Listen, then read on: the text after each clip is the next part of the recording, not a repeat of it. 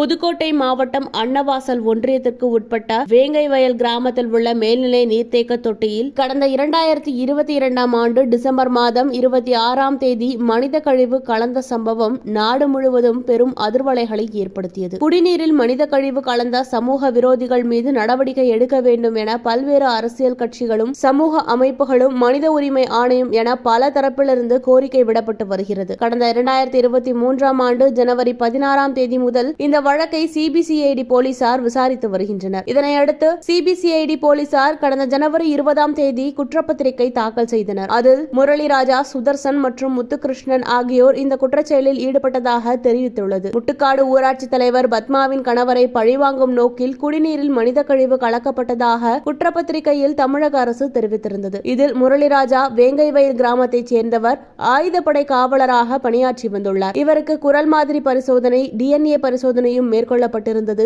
மேலும் சுதர்சன், முத்துகிருஷ்ணன் ஆகிய 2 இளைஞர்களும் அதே கிராமத்தைச் சேர்ந்தவர்கள்தான். இந்த 3 பேரிடமும் ஆரம்பத்திலிருந்தே சந்தேகத்தின் அடிப்படையில் விசாரணை மேற்கொண்டு வந்தனர். அறிவியல் பூர்வமான சாட்சிகள் அடிப்படையில் சிபிசிஐடி போலீசார் இவர்களை சம்பந்தப்பட்ட நபர்களாக கருதியுள்ளனர். இதனிடையே பாதிக்கப்பட்ட சமூகத்தைச் சேர்ந்தவர்களையே குற்றவாளிகள் என கூறுவதை பல்வேறு தரப்பினரும் எதிர்த்து உள்ளனர். வேங்கைவயலில் கடந்த 4 நாட்களாக காத்திருப்பு போராட்டத்தில் ஈடுபட்டு வருகின்றனர். 4வது நாளாக தொடரும் இப்போராட்டத்தில் வாயில் கருப்பு துணி கட்டி மக்கள் போராட்டத்தில் ஈடுபடுகின்றனர். இதனையொட்டி வேங்கைவயல் கிராமத்தில் பலத்த போலீஸ் பாதுகாப்பு போடப்பட்டுள்ளது. மேலும் அந்த கிராமத்திற்குள் வெளிநபர்கள் யாரும் செல்லாத வகையில் ஆங்காங்கே சோதனை சாவடிகள் அமைத்து போலீசார் பாதுகாப்பு பணியில் ஈடுபட்டுள்ளனர். இந்த நிலையில் வேங்கைவயல் வழக்கில் சிபிசிஐடி போலீசார் தாக்கல் செய்துள்ள குற்றப்பத்திரிகையை ஏற்கக்கூடாது என புதுக்கோட்டை வன்கொடுமை தடுப்பு சிறப்பு நீதிமன்றத்தில் மனு தாக்கல் செய்யப்பட்டுள்ளது. அதில் புகார்தாரரை இதுவரை விசாரிக்காமல் வழக்கில் குற்றப்பத்திரிகை தாக்கல் செய்யப்பட்டுள்ளது. எனவே குற்றப்பத்திரிகை நகல் வேண்டும். குற்றப்பத்திரிகையில் பல்வேறு முரண்பாடுகள் உள்ளன.